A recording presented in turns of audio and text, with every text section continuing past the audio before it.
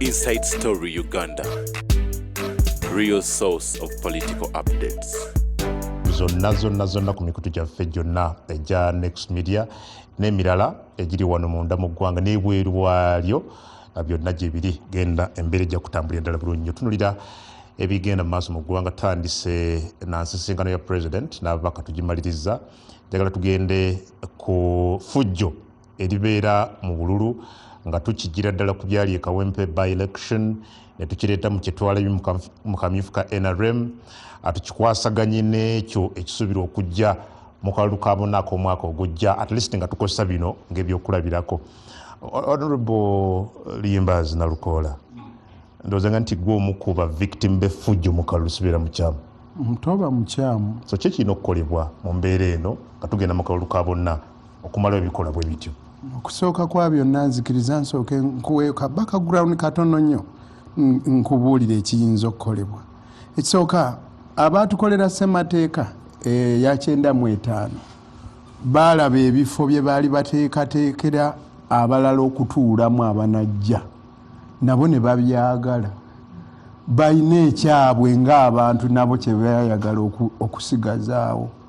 Nga bwe mubeera nga mubadde mwe bateesiteesi naye mulina emyezi 9 naye mulaba be muteekerateekera bye bagenda okutuulamu nammwe mwali byagadde. Ssemateeka baagikola balina nabo ke beeyagalizaayo. Ekyo kimu. Ekyokubiri nti bwe bagenda okukola ennongoosereza mu ssemateeka eyo yatukolerwa, yataputibwanga nga akantuntu. Ssemateeka bw'eba etaputibwa yonna nnamba efaanana nga bolaba endagaano egula ekibanja.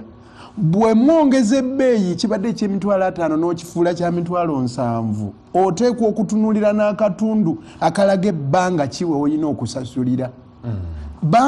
Constitution eyo yawa president obuyinza bungi, naye neemuwa ekkomo ku bisanja nti ekinene nnyo akulemberera emyaka 10 n'agenda. Naye bwe bagenda ogitaaganjula ne bajjako ekkomo ate tebaakendeeza ku buyinza bwe. Bwe bagenda ogitaaganjula ne bajjako ekkomo ku myaka tebaakendeeza buyinza bwe. President yalonda akakiiko k'ebyokulonda, yalonda ssaabapoliisi, yalonda akulira amagye, yalonda abalamuzi, ebifo byonna ebyenkizo. Akalulu bwe kaba katambula, oyo abaatudde mu buyinza abaakulira kati ng'ab'amagye basobola okukola ebikolobero. Bwe bakola ebikolobero n'ogamba nja kuwaaba mu kakiiko k'ebyokulonda kuba osobola okuwaabayo ebbanga likamala nga tekanalangirira biva mu kulonda.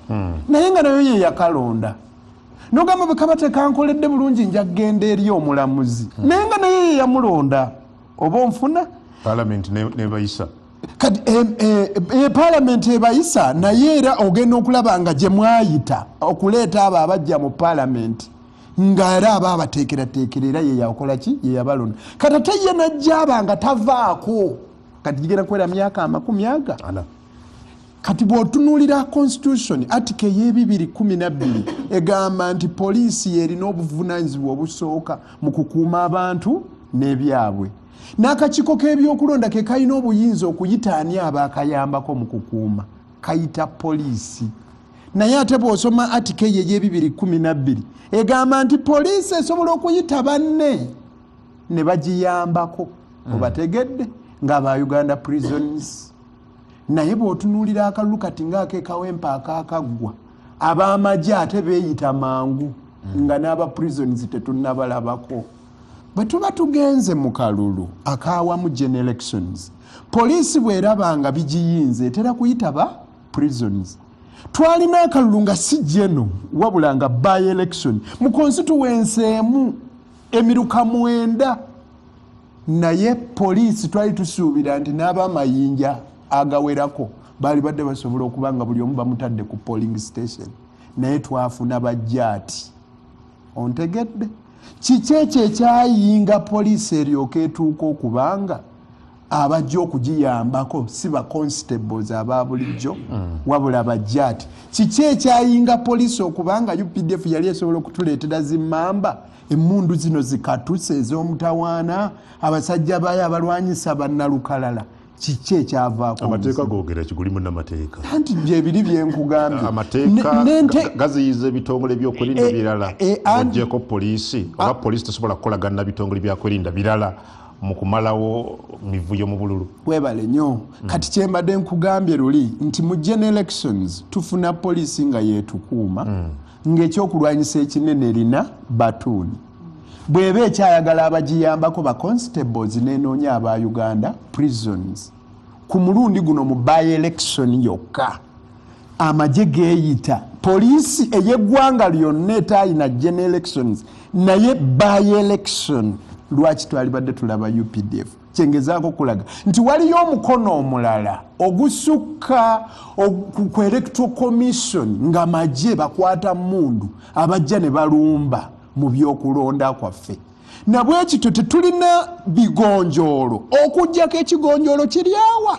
ne Kawempe North kyekyakola kwe kukoowoola bannansi nti mujje mwekwatiremu General Museveni munnamagye ekintu kimulemye ne bamulindu abaali muyambye ne bakafeera abaali muyambye baabulwa ebigambo ebiperereza bannayuganda olw'okubefuga birituuse werikutuuse mujje mulwana okulaba ng'oyo gwe mulonze era yalangirirwa. So kozi y'effujjo majje kujja mu kalulu ebyo ebimu okweyagaliza amagye okubanga kakati nago gaagala ge gaba gatusalirawo kyekigaleeta ne bajja n'emmundu ne bajja n'emiggo ne balyoka bakuba bannamawulire bwe watabaawo bannansi ng'ab'e Kawempe North abayimirira ne bagamba tuganye obubbi tewajja kubaawo awangula kalulu okuggyako abo bokka ab'amagye gwe banaaba baagala.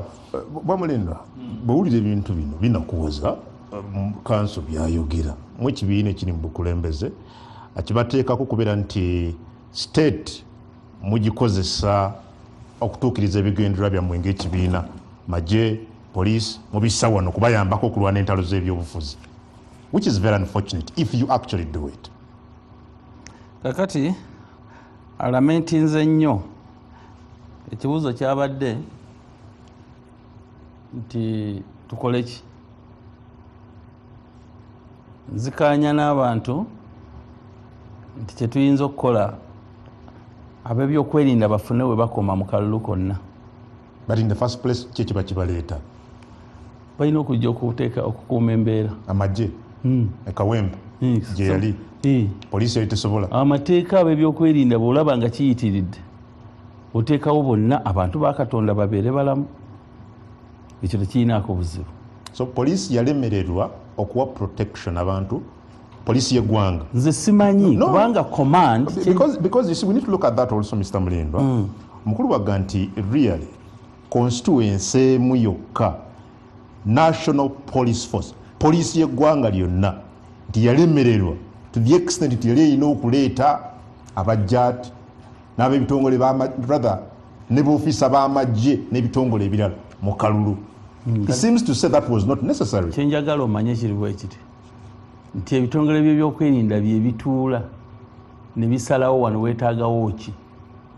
It's not a written thing nti wali bajja kutwala wa prisons wali wa police baba basalawo nti baali beetaaga b'amagye it is okay. Kye tulina okuchallenge nga kiri kimu kyokka what was the reaction like amaanyi ge baateekako ge gaali geetaagisa. Okay awo tubeera ne debate naye ani yagenda it's not an issue nti olwokuba w'amagye yagenda n'abeerawo wali okukuuma abantu singa ow'amagye agenda n'ayimirira awantu n'abeerawo kakasa nti wali akola fujjo that's okay balina tukuuma ate tubasasulira ki naye bw'ogenda n'okuba abantu ekyo kyekibi.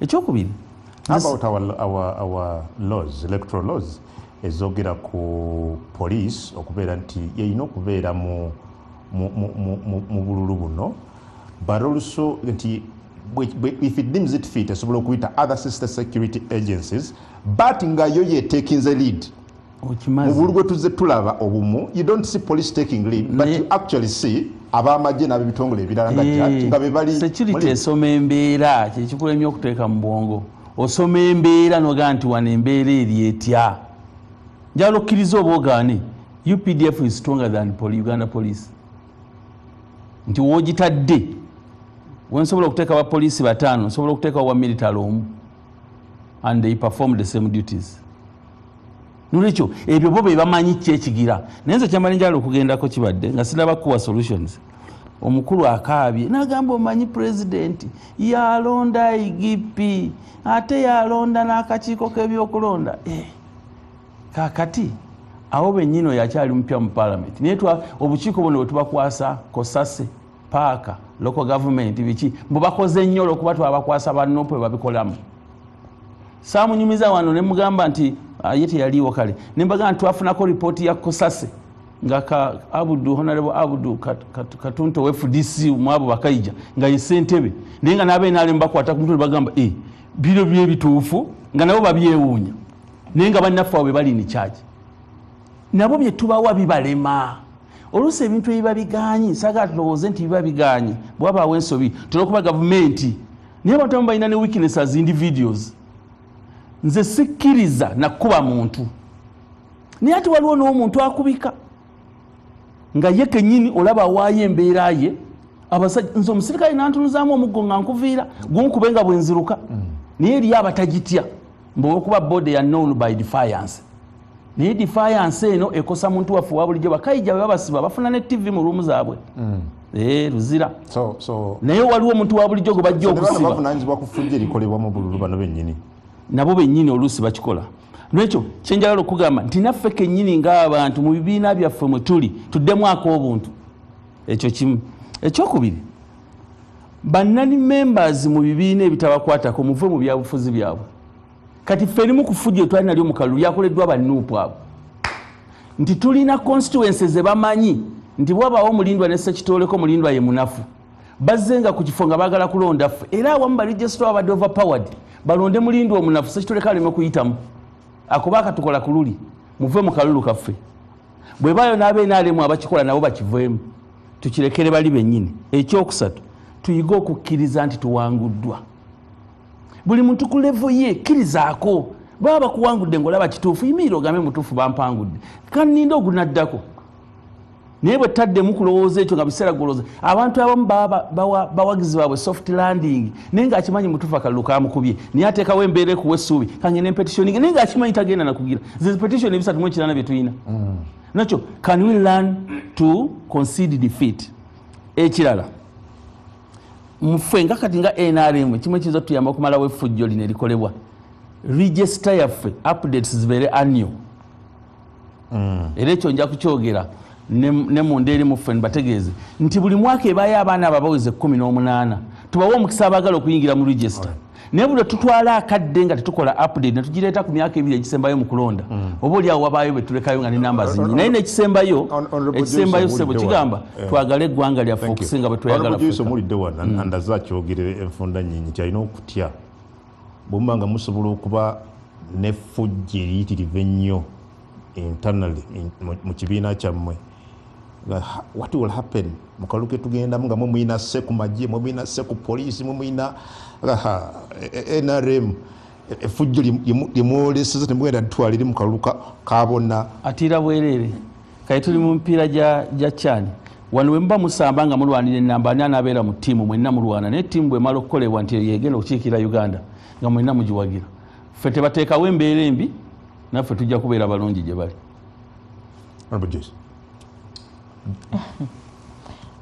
Adam ogambye ki ekiyinza okukolebwa okumalawo effujjo mu bululu okutegeera ekisobola okukolebwa tulina okusooka okumanya biki ebivaako effujjo eryo ebisinga ku byo Honorable Nalukolo n'abyogeddeko Mwami Museveni ne banne ebbanga lya myaka 40 nga bali mu bukulembeze bwa Uganda tebannakkuta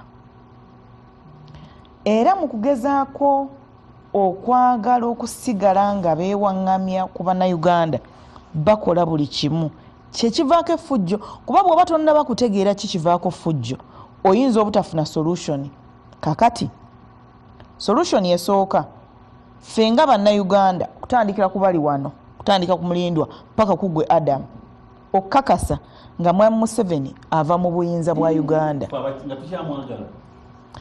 nkubuulidde you need to repeat that statement effujjo mu bululu okukendeera Mwami Museveni ne banne balina okuva mu buyinza bwa Uganda ojja kulaba emirembe kubanga anti wuliriza mu biwandiiko bye for example bisatu bino ebyomudiringanwa yazawandika nga kamyufu ka NRM Kawedde ekimu ku byenkizo mu biwandiiko bino kuvumirira fujjo nabikolwa Adam oli munnamawulire si bwe kiri yes wali olabyeko ku nsala ya kooti ngega nti akalulu kabbiddwa mwalimu fujjo naye nga tebikyusa byava mu kulonda wali olabye ku nsala ya kooti ngega nti akalulu kabbiddwa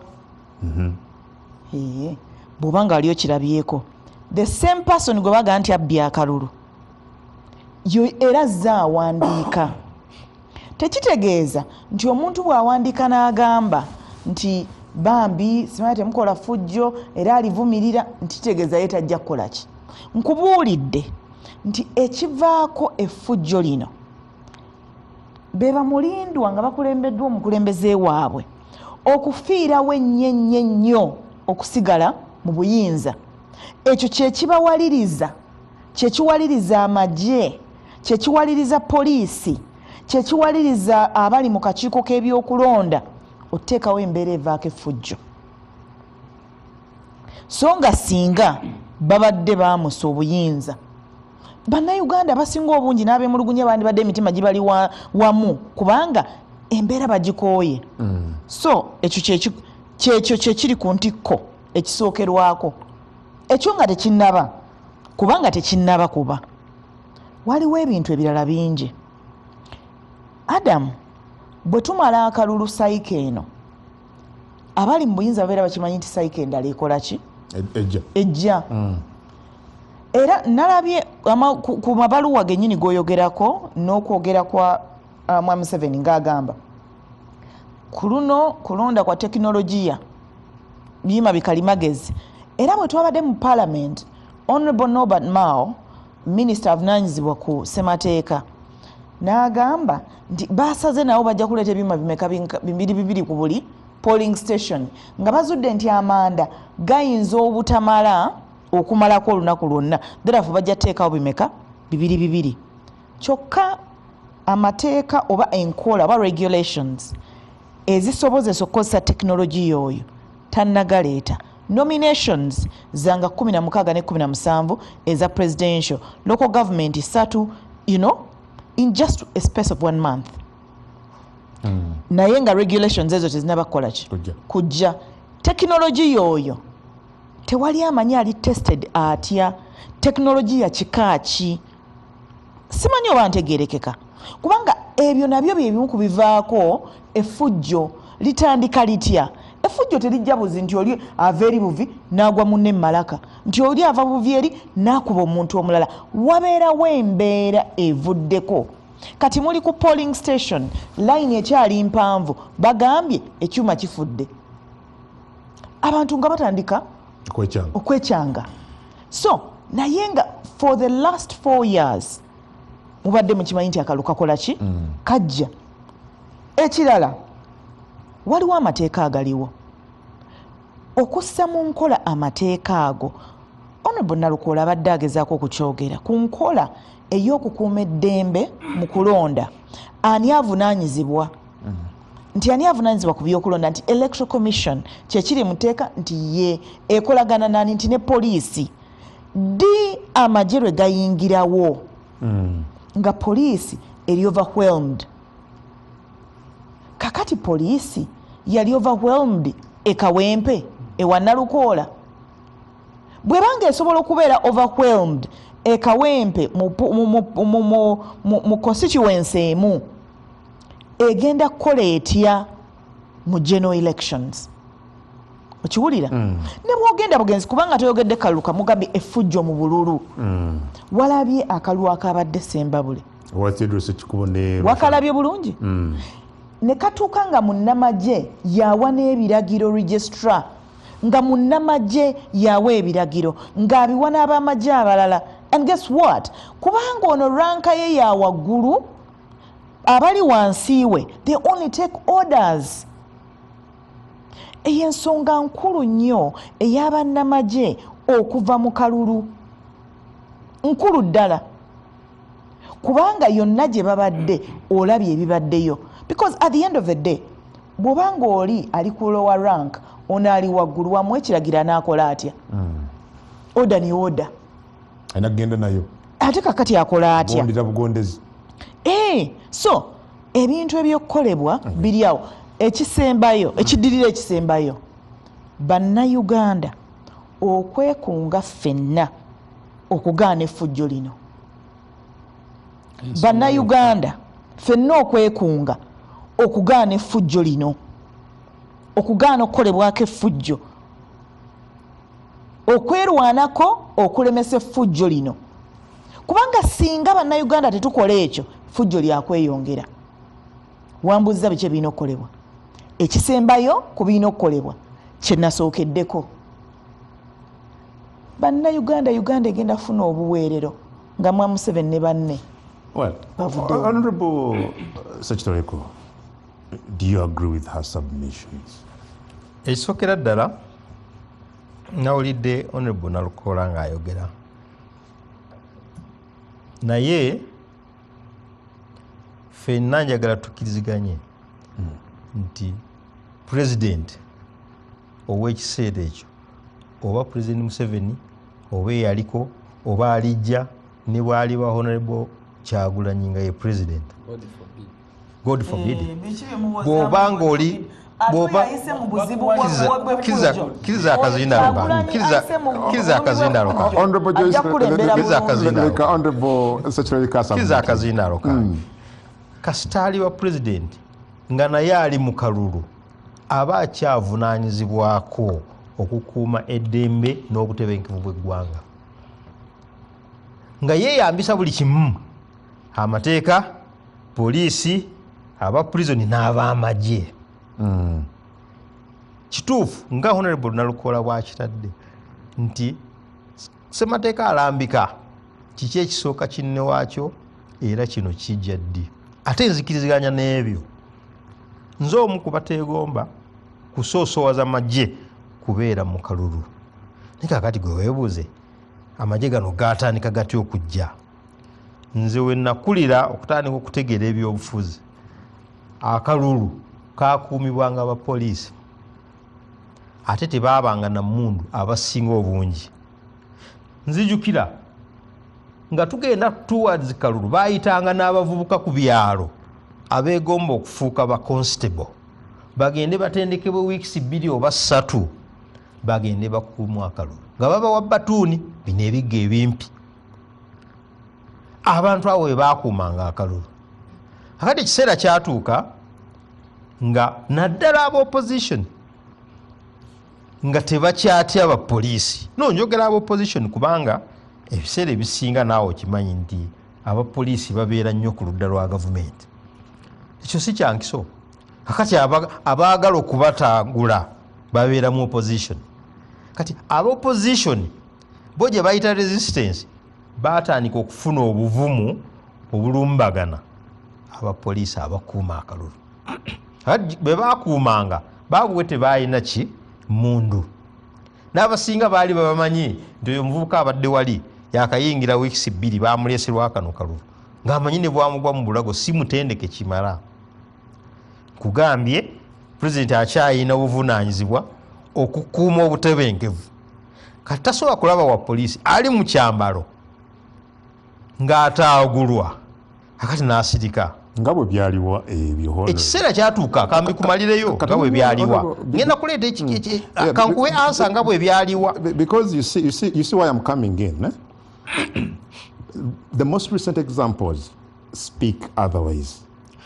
Tulabye by-election ebadde Kawempe. Aho nyine wegenda. I'll give you time, sir. Nja kuwubudde. Tulabye by-election ebadde Kawempe. Abasajja b'ebyokwerinda nga bafata ab'amawulire nga tebalina bwe babatakingidde, tebalina kye babakoze, ne babagoba ne babakuba. Namuli n'adduka nga wanise kamera ye n'ebirala. Omusajja ow'ebyokwerinda ow'amagye owa poliisi n'agoba kukuba munnamawulire. Kati bwe nti ab'opposition be bali batandise okulumba ab'ebyokwerinda that I really don't see it. No, kanchikulage. Of course sikiziganya na kuba omunamawulire. Ekyo kyo kikyamu. Naye okuggwamu okutya kuli kwenkugambye okutya abapoliisi kwatuusa bano ekiseera jjukira luli yabanga omu babiri nga nabo bennyini tebeetegeera ono n'alumba oli n'amuyambako ekiseera kyatuuka ne bafuuka organized ne bafuna n'ebyambalo bagiranga mu ovulo myufu ng'abeekawempe baali mu ovulo myufu kakati abantu abeeteeseteese bwe batyo nga bamaze n'okukola parade wagiwulidde bazze mu ovulo myufu tomanyi bye balina tomanyi bye balina tosobola kujja buzzi naawe n'abapoliisi ababbatuuni tekisoboka kakati kyekiseera ffe bannabyabufuzi ba political actor bwe tuba tukola eggaali zaffe tujjemu abantu abo abeefaananyiriza n'abakuumaddembe mu ggaali zaffe nze nabadde mu kalulu enakifuma abaana nga baŋŋamba tuwe ovule eza yero kubanga bali bwe balijja mu myufu naffe tulina okujja n'eza yero naganye ekyaŋŋanisizza nti kiki kye tugezaako okuzimba bali bazze ne ejje kubanga jje lennyini eriri mu bimyufu nange nkola ejje erya yero bwe banajja n'ebintu ebisi bye tutategedde naffe tuyinza okubinoonya kiki kye tuzimba tekituuka ekiseera nekitulemerera nga bwe ki ekireeta violence wano okusookera ddala mwai Museveni bwe yali ku university research we wa degree yali ku violence era neyanyumiriza mu violence era buli nnaku abeera atujjukizaamu ti violence kyekikola kati violence gwe baakozesa okufuna obuyinza effujjo libakozesezza okukuuma obuyinza kati nekibeera olwo ku ye n'ab'ennyumba ye kati bwe kituuka ku abo ababakubira engalo ab'NRM juzi akalo ka 2021 nga kawedde mukyala Sarah Bireete yagenda n'awandiika eto commission ng'agisabye okukola civic education kusomesa abantu obuvunaanyizibwa bwabwe obuvunaanyizibwa bwa gavumenti olonda otya ani asaanidde civic education ne wayitawo emyaka 3 iso yamukubira essimu isi nga temuzzeemu iso nga yemukubira okumubuuza Bireete gwotegeera n'abawalivu yaabwe nekikomaawo kakati mwai Museveni n'akyusa ebyobufuzi n'abijja ku kuweereza n'abissa ku ggwe afunye ekifo kyova olaba ne constituency nga bagisaliramu gundi ono n'agwa ne bamutemereko eggombolola ono n'agula kyova constituency tezenkanankana jjo nabadde njogera n'omuwala waffe ayagala okubeera MP w'e Buliisa nabadde nkebera nga Buliisa erina abantu 14,000 district erina budget ya bilioni 7.2 local revenue tawera bilioni 2 Nansana municipality gyengenda okukiikirira erina abantu 7,000 budget yaayo ebadde mu bilioni 17 local revenue nga gye babalira bilioni 10 nene bakuŋŋaanyayo ko 6 ng'ekitegeeza gavumenti abantu 7,000 ebaweereza bilioni 7 abantu 14,000 ebaweereza bilioni 7 yakuyamba mu ekyo so nti basala akantu ne babaako ge bakakolera nga fitting kati ekireetera abantu okulwana alwanirira kintu kye kakati ne commercialization of politics n'owulira mbu oli yasunze ekizimbe miliyoni 500 ba bilioni najja n'aziteeka mu kalulu tateeka mu kalulu mbu NRM PFF NUP oba gundi ewangule ateekamu akole ki awangule omuntu ekizimbe kyakizze manerenda amwana amubanja amukole ki amusasule kati ekintu kyonna buli lwalabanga eriyo risiki ey'okuba nti ayinza obutawangula kubanga aba alaba loosi bbiri alaba loosi ey'okufiirwa ssente n'ekifo naye na omupiira Uganda gwe waliwo gwe yalemererwa twali tusamba Kenya 0-0 kakati omupiira ndabanga waliwo benda abanyize abali mu kungola buli golwekananga bafa nnyo aba betting abaali babagamba waliwo abatero bawa tips mu Uganda tewangulwa nke enambole ekitegeeza tugenda kukola kikuwangula ng'oli yakutta kadde kesene n'akasiba ku mukiiko omupiira ogwo alaba tetuwangula kati nga loosi gya tugenda kukola abaana basse ssente twegamba ffe abantu wali tuwagira mupiira naye ng'omulala awagira kakadde ke kakati bano ssente abantu zibateeka mu ssente ate onjagala otunuulire Adamu constituency omuli baminisita ne constituency omuli owa NRM nga tasuubira kuba kintu kyonna okusooka mubeeramu ssente entonoko ne violence ebeera ntono naye constituency omuntu ng'amanyi nti bwe mpita wano nfuuka minisita mubeeramu ssente nnyingi n'emiggo mingi kubanga Museveni agamba nti gwe bw'ofuna obwa MP n'obwa minisita ngenda mukola ki kubukuwa era nze ndowooza ekimu ku bikumi ebyetaagisa nga solution eya baagala kubanga solution yange esinga eya transition nti mwaye Museveni singa Katonda amubonekera nali ndowooza agenda mubonekera ku lwa nomination agebadde mmanyi ekintu kyammwe nkikoze eki nkibaddiza tuddemu tereeza eggwanga lino ojja kulaba nga violence ekolaki escalinga down ekyokubiri singa twawula minisita ne MP ng'omuntu bwe yeesimbawo okubeera MP amanyi ngenda kubeera MP ng'oli bwe yeesimbawo okuba president amanyi ministers agenda bajja ki walala ojja genda okulaba nga ne sikero nga oli alaba nti kubanga oliraba violence eyo gira bagulangule si bantu nti bawagizi babeera fuka emotional oli akwata abayaaye n'akwata abasirikale n'akwata poliisi n'akwata bakawuula ojjukira bano basobbi babapangisanga oli najja n'atererizinga mukaluka bano akaaba NRM oli yabadde yagenzanga n'abakima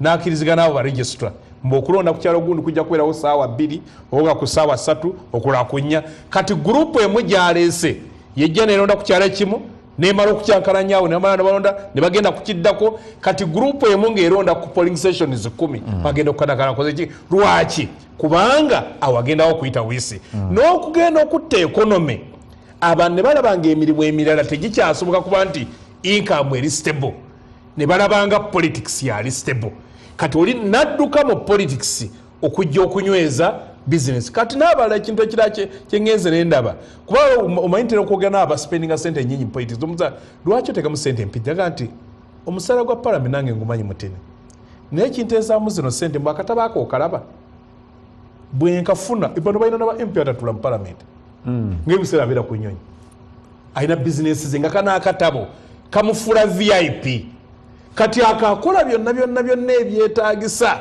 okufuna ekyo abalala zola mu Mwai Museveni wotera okulaba wa tax waivers abamu abazifuna bamemba ba parliament abali mu ago makampuni naye ng'asobola kifuna ng'ali muki memba ba parliament kati avuga omukulu nze nja kumobilizingira ababaka nze mpa kino naawe mpa kino so singa tufuna eggwanga nga liwa abantu perimeters wawe tuli oyinza okulaba ng'embeera ekoze eki so kakati tuli wakati Mwai Museveni yali wakati wa stability ne violence mu ggwanga well Councillor Nalukola ku byali ewo byaleerwa emiyaga ne general byadde mu kalulu ka NRM olowooza biina kibyayigiriza abateekateeka akalulu n'ab'ebyokwerinda mu kulaba nti fujje gye twalaba teriddamu bwe tulaga omwaka ogujja oba tewali kyayigibwamu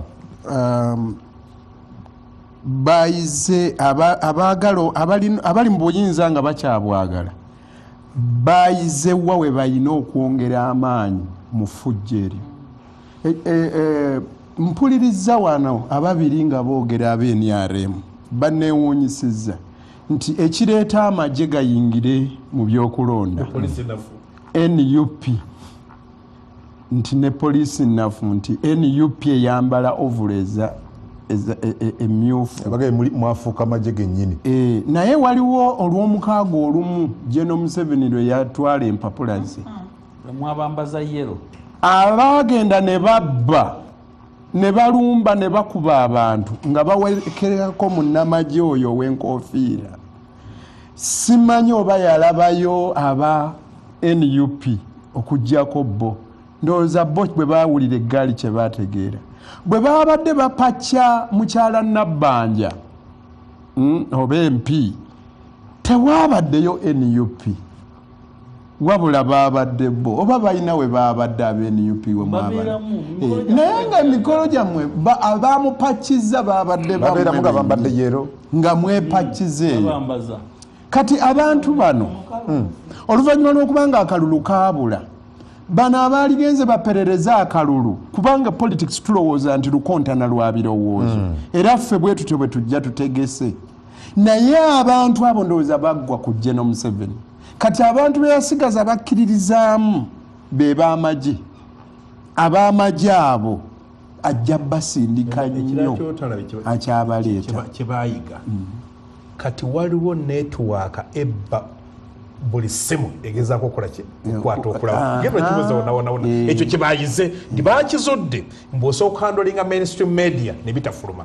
Kakati bano abeefula bavigiranti era ogenda okulaba nti bazze ne batuyoolawo amasimu ki gonna katola baakalinda bw'aba live mugenda okulanga evuddeko bw'etaba ng'alinda ka vidiyo ekyo kyo baakiyize nti bakendeeze information okufuluma. Kubanga eryo lyerimu ku lyanya eribaddewo nti ebikolobero ebyakolebwa mu kinaana okubba akalulu kyekyatwala General Museveni mu nsiko naye nga tewaaliwo n'akwata nga kati obutambi bwe bukwatibwa. Abantu b'e Kawempe North bangi bakaaba lwakubabbako masimu olw'okuba ba RDC ba ministers abakwata mundu bajja ne bakola ebikolobero nga buli lwe babakwata bwe bati ku masimu bagoba abantu abo. Kati effujjo eryo ababbi bakyaliwo bangi bagenda kwongeramu bwongezi ki birungo. Ekirala akasemberayo ddala emyaka 4 mangi General Museveni nga gwotudde waggulu mu buyinza emyaka 40 institution zonna zifa nga teri yakola kusalawo nga tamaze kulowoozaako. Omanyi lwaki wabaawo ekkomo ku bisanja omu n'ava mu buyinza institutions zifuna obuweerero kati kye tutalina. Kati muntu omu yatudde buli asalawo buli alina kyasalawo asooka kubuuza ddala omusajja anaasanyuka. Okutereezamu ku ekyo ogamba mu management batugamba ekireeta omuntu bamu ekkomo nti amanye nti olugendo okukera ku makya mu office eno sikoze ki kasirimu ateeketeeke oba n'enkola zayo nti bwe naabeera private citizen nga ndyewangiika tebigenda kummenya. Naye oli bw'amanya mbu taligenda bye nawulidde omwana bwe yeteekateeka bwe mpulidde Mwami Mugundi agamba nawulidde simaana omuzzukulu yayingidde amagye. Kati bw'obeera n'abantu abalina mindset efaanagana bwe bato bo tebalowooza ffe tetussa tetuli bantu bwe tubeera mu kkuba tubaviire amalwaliro ne batassaamu ddagala bajja tujja tukuŋŋaanya omusolo gujja batwala ebweru abaana bwe gye basomera nti abalamuzi be babalonda. Kakati ne Mulindwa amanya nti olina kwogera bulungi osanga enkya ojja kufuuka minisita. Kati eyo crisis yeey'omuntu atasonda mu busikonda bubiri. Njagala kunyweza kuwakanya kwange abateesa bano ababiri abasuubirwa nti nandikiriziganyiza nabo abalowooza ku kugenda kwa General Museveni onagiyise transition eyo tesobola kubaawo okujjako nga bannansi bamusindise busindisi. Anti bagenda mu kalulu ne bannansi ne basalawo kyasobola okubeera nga akulembera eggwanga. Kakati sebo tandikira baagala basindikiriza yeweewuunya lwaki waaliyo amaanyi takkiririza mu kalulu olina kusindika. Ayagala kusindika president kati ye constituency wano ina ko basindikira mu kalulu tulaga mu kalulu agamba musindisa maanyi era naye nawangulira mu kalulu naye kakati as long as you see katono nnyo as long as asindikiriza nga byasindikiriza ng'ayita mu nkola ekkirizibwa mu mateeka it is okay. Yes, Nalukola is very defiant era n'amateeka ge naye kanveewaawo kakati emyaka 4 nga President Museveni yali ku ntebe. The Honorable Joyce and Honorable Elias would be happy. They are products of this government. Correct. bandibadde basanyuka na busanyusi nti mu mukulembeze wa president Museveni they are what they are. Nekyo bamwogere musabira naye transition honorable Nalukola gy'atakkirizaganya nayo. Don't worry, we are working on that transition. Era munajjukira nti president Museveni mu 2021 bwe yali agenda nalangira gavumenti ye abantu bakolanga speculations. We are not short of manpower. President agamba okay nsobola n'okupiikinga major instead of a general to be a vice president. Nsobola okulonda omuntu abadde state minister honorable Nabanja, right honorable, ne mufula prime minister nga tabaddeko cabinet minister. Ebyo bye bintu ebikwa noga asobola okuleeta abaana abatonga ba honorable Anite n'omuwa bwa minister ku myaka 26. Ebyo gye bayita transition. Otandika okuteekateeka embeera y'abantu. So don't worry. Mwe transition yammwe mulowooza the president must leave. The president is still around. Not must leave. Nakyo president Museveni ne bw'avaawo. Nakyo tenyinche boogerako kujjako nga toyagala kukkiriza mazima mwe mulindo. What they want kulaba ku mukulembeze omu ng'akwata obuyinza abw'omukulembeze omu. Don't worry, bwana kungu linda ku Kaija we shall get you there. Tukyaliwo mujja kulabako nga president Museveni handing over ne bwe liba 2 mmeka we shall get there. Kakati njala kuyamba honorable Kaija muto wange ono ku kiri kyagambye ekyebuliisa ne Nansana.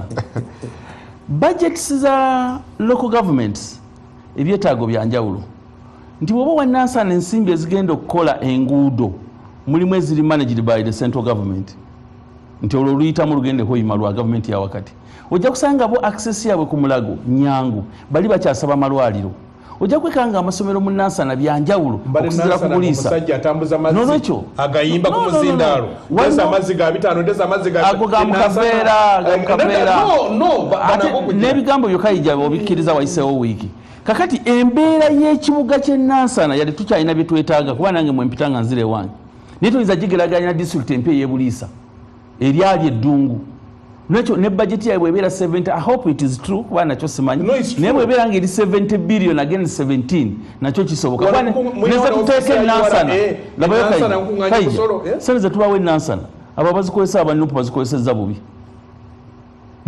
bubi lindako gwe ojja biwulira bijja kuvaayo nenze nkuwaddeko tipu nga ndi wano. Nakyo basabo ne bannyabo nze kyenjagala okubagumya kiri kimu obuzibu bwa Uganda si president Museveni.